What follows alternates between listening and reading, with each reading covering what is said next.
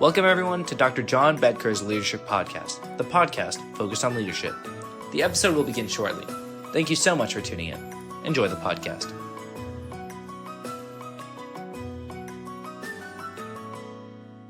Welcome everyone. Thank you so much for tuning in to the Dr. John Bedker Leadership Podcast. I'm your host, John Bedker. Well, today we're going to talk about the future. I think it's important for leaders to do that regularly, ongoingly. Why? Because we want to engage those we serve and those that work for us in this shared vision about how to proceed, how to envision the future, how to think about the future, and how best to maximize the benefits available as the future unfolds. Now, today we're going to talk about a really important topic regarding the future, and that is artificial intelligence, AI, as it's referred. Okay, a lot of fears, a lot of concerns, perhaps rightly so. The reality, though, is we don't know. Not yet. It could be a bumpy ride for sure, but it could also be a real opportunity. Now, we often talk about this in leadership, and I think it's an important concept. If we think about the brain and sitting just on each side of the fence, so to speak, in our brain, on one side is threat, and the other is opportunity. The question is, which side of the fence does the leader choose? Do they see threat and prepare for that? Or do they see opportunity and try to build a case for that with their workers? So, AI, artificial intelligence, pretty important. We're going to talk today about two articles. One, sort of an overview, and the other, a specific industry. Not that AI is only going to affect one industry. It's going to affect pervasively all industries. But we'll touch on one just to start to make the point and begin this discussion. Here are the articles. First is by Sarah Wolf. She writes this article called AI in a Labor Market, Apocalypse or Opportunity. And then the second will be a specific piece, and I'll touch on it as we go into our episode here. This is how Sarah Wolf begins this article. It's from On the Markets. It's a piece put out by Morgan Stanley. She begins, is artificial intelligence, AI, an existential threat to the global workforce, or its greatest catalyst for reinvention? And the answer is, it depends on who you ask. Now, quick sidebar. We recently were at a board meeting for our family foundation, something we've been engaged in for a number of years. And the people on our board are just incredibly exceptional people. We support children working in the out of doors, and in particular, climbing in the out of doors. And indoors on climbing walls. Okay, perhaps too much information there. Apologies. But our board really is incredible. One of the board members, longtime member, works in a tech area, tech field. And he is concerned that he may be automated out of his position. He routinely uses AI to do proposals for prospective clients, and he regularly finds that AI provides real benefits in terms of the time of preparation, certainly the cost of preparation, his time is valuable, and many other factors. So what he says is, eventually, there won't be any reason for me. I will be AI'd out of my job. Now, this is his day job. He is, in fact, a world-class alpinist and mountaineer that has this really good, credible day job. So he's concerned. He's not alone. He's not unique. There are many that feel that possibly AI is more a threat than it is an opportunity. Okay. So, lots of people are on both sides of this argument.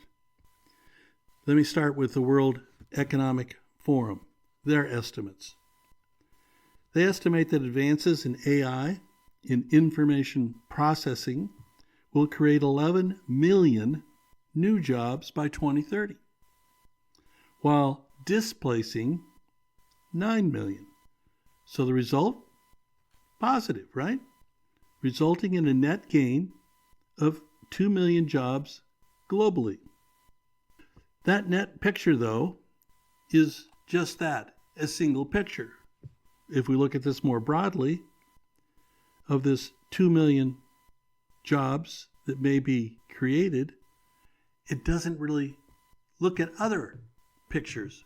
For instance, robotics, autonomous systems, which are expected to create a net loss of 5 million jobs, particularly in those tasks, as we know, that are repetitive or manual. Sort of makes sense, right? The key question here, though, is whether AI will complement workers or replace them. Back to the discussion of one of our board members I mentioned earlier. In reality, the future likely lies somewhere in between. That interplay between humans, machines, and algorithms is becoming more complex. And as we go forward, will become even more complex, reshaping functions across nearly every industry. Daniel Rock, he's at the Wharton School, the University of Pennsylvania, argues that AI exposure, that's a quote, AI exposure is neither good nor bad. It simply signals change. His research shows that 80% of workers have at least 10% of their tasks exposed to AI. Deeper look reveals that 35% of occupations have 25% of tasks exposed to AI, and that 11% of occupations have 50% exposed, and third, that just 4% of occupations have 75% exposed. So you sort of get the gradient here, the line going forward. But what matters is the nuance. AI typically replaces tasks, not entire jobs. Let me read that one again. I think that's important from this piece by Sarah Wolf. AI typically replaces tasks, not entire jobs. High exposure roles tend to be knowledge-based. So you might think about a mathematician, a proofreader, a blockchain engineer, programmers, database administrators. Whereas these sort of opposite type kinds of jobs, farming, personal care, sports and entertainment. Talk more about entertainment here in a moment. Remain relatively insulated due to their physical or the interpersonal nature of their work. So what are we learning here already? Again, we can't predict the future. None of us can.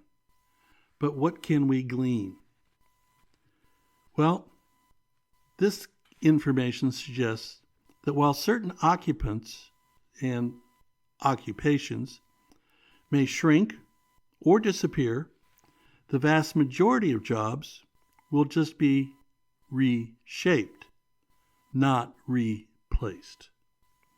In many cases, AI will augment workers, freeing them from mundane or repetitive tasks and allowing them to focus on higher value work. So for work and workers, this could be that opportunity rather than the threat. In this manner, AI becomes a platform for exponential productivity and growth. Again, not a threat. So one of these important leadership ideas going forward is to think about the opportunity. What can benefit? What can benefit the worker in their workplace? Again, we've already seen some of these things. A reduction in mundane tasks would be a plus. Certainly, increasing productivity, a real plus. But what needs to occur? Okay, what we have to think about here is that workers, and our workplaces are going to change. We can't fall prey to this, in quotes here, lump of labor fallacy, end quote. Let me explain. It's a mistaken belief that there's a fixed quantity of work to be done in an economy. In fact, history shows that new technologies often increase total employment by enhancing productivity, reducing costs and prices, and enabling the creation of new sectors. There may be jobs and work that we can't even envision today created as a consequence of AI. Well, again, looking at history may not repeat itself, but does give us some sense. And by that I mean a sense of hope. Important, right? For leaders. Consider the adoption of the spreadsheets in the 80s. The number of bookkeepers and clerks declined. 2 million people from 1987 to 1.5 million in the year 2000. The number of accountants, auditors, management analysts, financial managers grew from 1.9 million to 3 million. So there was a net job creation of 600,000 before even accounting for the emergence of the financial planning, data analysis industries that had previously been untapped. So, what do we have is a real opportunity to think about the benefits of AI. When we think about workers, and our workplace, we have to embrace change, because AI will be about change. And when change is disruptive, it causes concern, because there will be those that see the change and this disruptive change as threat. And if you are fixed, for instance, in using a typewriter, but yet this word processing world comes about and computers take over, you may be very disappointed, because the typewriter is going to become an anachronism, right? We all know that. But the opportunity of computers and word processing, as the data shows, creates this net gain of jobs, and significantly so. So if we look at opportunity and begin to understand as leaders and as workers how we need to share a vision about what the future can hold. So there may be technologies that need to be purchased, that need to be learned, so to speak, taught, that workers are going to need retraining, rethinking. There may be renaming of job titles and positions, not unlike the typewriter to the computer, right? The idea of being a word processor was not something that people talked about in the typewriter days, but it now really is foundational and fundamental. Similarly, that may, and again I don't know, but that may be the opportunity with AI. There could be jobs that we can't even envision today that come about, that people could be retrained, that could actually create more work than exists today. Will our labor force grow or will it shrink? Again, the threat community says it'll shrink. We're going to be replaced by machines. Or, again, as Sarah Wolf began the article here from Morgan Stanley, is artificial intelligence an existential threat to the global workforce or its greatest catalyst for reinvention? Well, that is going to be our challenge going forward. It's a challenge of leadership, and I want to stress that leaders play a key role, as do workers, because the nature of work is going to change. Technology makes that abundantly clear. So I said I would look at just one industry, of which virtually all will be affected, but let me just mention one. Also an article from Morgan Stanley, different writers, Benjamin Swinburne and Brian Nowak, two financial analysts from Morgan Stanley. And they talk about AI and the entertainment business. And I'll touch on this only briefly. Okay, what will happen? Well, we don't know, right? This is the unknown, the future. But basically, these two authors believe the tools that generative AI enables for creators and platforms, talking again about the entertainment industry, will significantly impact the broader media and entertainment industry. Incumbents who already have scaled user bases, significant financial capacity, and meaningful IP ownership are well positioned to benefit. Wow. Well, there's a lot of tech talk and tech words. But again, as leaders, we need to be knowledgeable and mindful, perhaps, of each of these as we work together with our employees, envisioning a shared future vision. So, what do these two authors say? Well, they expect that the marginal cost of leveraging AI models to fall precipitously over time. Okay? That's good. This will increase the risk that new entrants may move more quickly than today's incumbents. So, new ventures, again, perhaps an opportunity. In part from avoiding the burden of existing business models and revenue streams. Ultimately, success or failure will primarily be a function of each organization's ability and interest in pursuing opportunities and understanding the long-term impacts.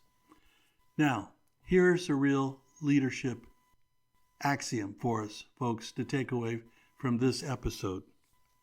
That capacity to accept change is perhaps one of the greatest leadership core competencies. Say it again. The capacity to accept change. And folks, we are going to experience amazing change as AI becomes more and more present in our work and in our workplaces. So, what can we look at? Well, let's talk upon expenses, economics, right? Starting point, good one, I think, to begin with. So, there is an expectation that original scripted content, again for entertainment here, half of the total spending, right? That's half of the total spending of making an entertainment product could realize 10 to 30% cost efficiencies. Excluding marketing expenses, a typical movie production budget, which includes above-the-line talent costs for actors, directors, etc., and below-the-line production and post-production costs for sets, visual effects, lighting, editing, with the below-the-line costs often representing 50% or more of the total budget. So what could they do? Of the total content, you could realize 10 to 30% cost efficiencies. So, if we look at creating content, distributing content, and then, of course, in the end, hoping to make money in this endeavor, showing a profit. TV and film studios, wow, they could really benefit, and not at the expense of jobs, if we rethink the jobs that they would need to perform.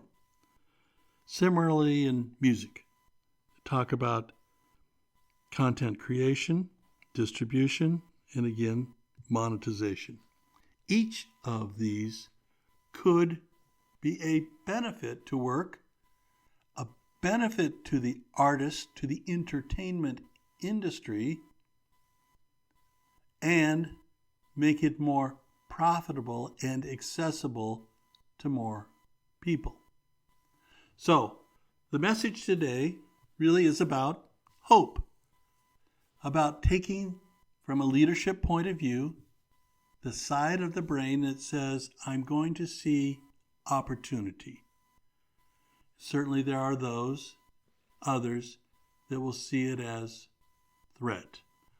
I encourage everyone as leaders to look at that opportunity side, to sit down and envision, to keep up to speed, to make sure that you are engaging not only in your own knowledge base, but your organization's technological base, and engaging workers to envision an increased AI presence in their work, in their workplace, and to share a vision about how to multiply the number of workers needed to increase efficiencies, productivity, and in the end, profitability.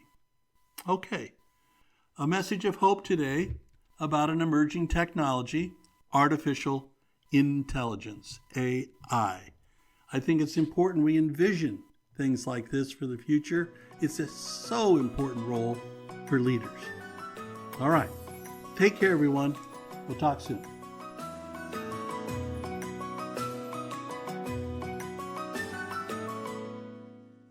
Thank you for tuning in to Dr. John Bedker's Leadership Podcast. We hope you enjoyed this episode. Please tell your friends, and, of course, please follow our podcast and subscribe. Thank you again for tuning in.